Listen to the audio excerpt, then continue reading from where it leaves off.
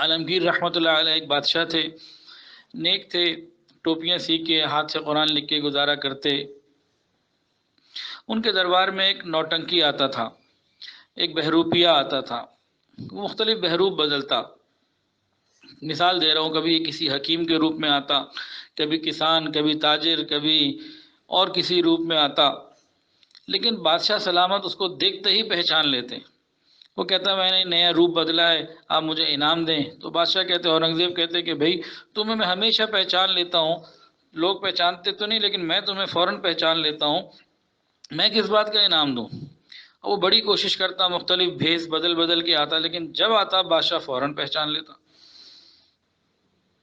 یہ بادشاہ سے انعام کا طلبگار تھا، اور بادشاہ کہتے تھے جب تمہیں میں نہیں پہچانوں گا اس وقت تم انعام کے مستحق ہوگے، پھر شاہی انعام ہے، پھر میں تمہیں انعام دوں گا۔ اب یہ شاہی انعام کے چکر میں مختلف بھیس بدل بدل کے وقتاً فوقتاً آتا اور اچانک آتا، لیکن بادشاہ پہچان لیتا۔ یہ چلتا رہا۔ ایک دن یہ بندہ غائب ہو گیا۔ پھر کافی عرصے کے بعد بادشاہ کو خبر ملی کہ شہر کے باہر کوئی کٹیا کسی نے لگائی ہے، کوئی اللہ والے آئے ہیں، بس اللہ کی یاد میں ذکر میں رہتے ہیں اور کسی سے بات نہیں کرتے، کسی کا ہدیہ تو قبول ہی نہیں کرتے، ان کو تو دنیا سے اور پیسے سے کوئی محبت ہی نہیں، بلکہ ناراض ہو جاتے ہیں کوئی پیسے دینا چاہے، خدمت کرنا چاہے، ہدیہ دینا چاہے تو۔ بادشاہ نیک تھا، اہل اللہ کا، علماء کا قدردان تھا، اس نے کہا اچھا چلو دیکھتے ہیں، اچھی بات ہے اگر واقعی کوئی صحیح آدمی ہے تو۔ اب بادشاہ نے اپنی سواری لی، ساتھیوں کو لیا، وہاں گیا، خیمے کے اندر گیا، اس اللہ والے سے ملاقات ہوئی۔ کافی دیر باتوں کے بعد بادشاہ جب واپس نکلنے لگا تو بادشاہ نے ایک بھری ہوئی تھیلی جو درہم دینار وغیرہ سے بھری ہوئی تھی وہ ان اللہ والوں کی خدمت میں رکھی، ان کے قدموں میں رکھی کہ حضرت یہ قبول کر لیجئے۔ وہ پھر غصے ہو گئے کہ تم کیا دنیا اٹھا کے میرے پاس لے آؤ، لے جاؤ اس کو یہاں سے، مجھے تمہاری دنیا کی کوئی ضرورت نہیں ہے، مجھے نہیں چاہیے، میرے لیے یہ کٹیا کافی ہے، میں ادھر ہوں، چلے جاؤ یہاں سے۔ بادشاہ اصرار کرتا رہا، وہ انکار کرتا رہا۔ بہرحال اس نے پیسے نہیں لیے اور بادشاہ کو مجبوراً اپنی تھیلی واپس لانی پڑی، اور بادشاہ کے دل میں بات پختہ بیٹھ گئی کہ واقعی کوئی بہت بڑا زاہد ہے اور درویش ہے اور اللہ والا ہے، اس کو تو بادشاہ کی اتنی بڑی اماؤنٹ بھی نہیں چاہیے، اس کو تو کچھ بھی نہیں چاہیے، واقعی پکا بندہ ہے۔ بادشاہ دل میں اس کی عقیدت لے کے اپنے گھر آ گیا۔ اگلے دن جب دربار لگا تو وہی بہروپی اور نوٹنکی جو تھا بادشاہ کے پاس آیا، کہ میرا انعام مجھے دے دو۔ کس بات کا انعام؟ کہ جی آپ نے مجھے پہچانا نہیں۔ کہ میں نے تو تجھے پہچان لیا، تو وہی بہروپی ہے۔ کہ نہیں، کل آپ میرے پاس میری کٹیا میں آئے تھے اور میرے ساتھ آپ باتیں کرتے رہے، آپ نے مجھے نہیں پہچانا۔ بادشاہ نے کہا اچھا وہ تو تھا؟ کہ ہاں میں ہی تھا، میں نے بڑی کوششیں کی کہ کسی طرح ایسا بہروپ بدلوں کہ آپ نہ پہچان سکیں، میرے سارے روپ ناکام ہو گئے، تو ایک میرے دل میں یہ خیال آیا تو میں نے وہاں کٹیا ڈال دی، اللہ اللہ کرنی شروع کر دی۔ تو کتنا عرصہ گزرنے کے بعد آپ کو اطلاع ملی، پھر کتنے محنت اور مشقت کے بعد میں اس بات پہ کامیاب ہوا کہ آپ میرے ساتھ آئے، بیٹھے، باتیں کرتے رہے، مجھے نہ پہچان سکے، تو اب تو میں انعام کا مستحق ہو گیا نا، مجھے انعام عطا فرمائیے۔ بادشاہ نے ایک درہم نکالا، کسی کو کہا ایک درہم اس کو دے دو۔ اس نے کہا کل آپ مجھے تھیلی دے رہے تھے بھری ہوئی، آج آپ ایک درہم دے رہے، کل تو بھری ہوئی تھیلی تھی، مجھے یہ نہیں چاہیے، مجھے زیادہ چاہیے۔ بادشاہ نے کہا کل کیوں نہیں لے لی تھی جب تو میں خود دے رہا تھا، اصرار کر رہا تھا، کل کیوں نہیں لے لی؟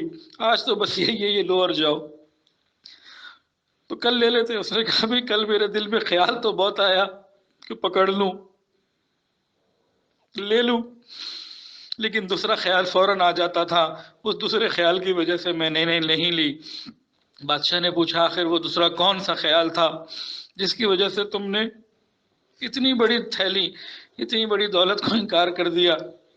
نے کہا دوسرا خیال یہ تھا کہ میں وہ نیک لوگوں کے روپ میں ہوں، میں اللہ والوں کے روپ میں ہوں، میں ایک عالمہ بن کر لوگوں کے سامنے ہوں، میں ایک عالم بن کر، شیخ بن کر لوگوں کے سامنے ہوں۔ اگر میں نے ان سے جھوٹے پیسے لے لیے تو لوگوں کا دین والوں سے اعتماد اٹھ جائے گا، تو مجھے اپنی شکل کی اور اپنے اس بھیس کی لاج آ گئی. میں نے اپنے اس لباس کی اس بھیس کی لاج رکھی کہ یہ بھیس اور یہ لباس دھوکہ دینے کے لیے نہیں ہے،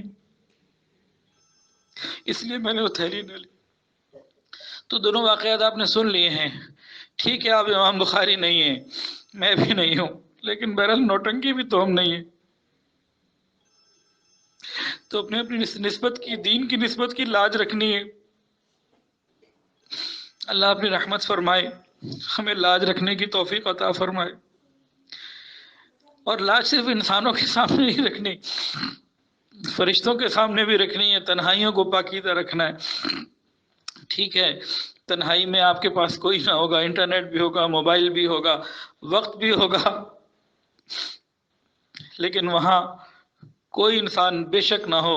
یہ فرشتے تو ہیں، یہ تو دیکھ رہے ہوں گے کیسے لوگوں کو دھوکہ دیتی ہے.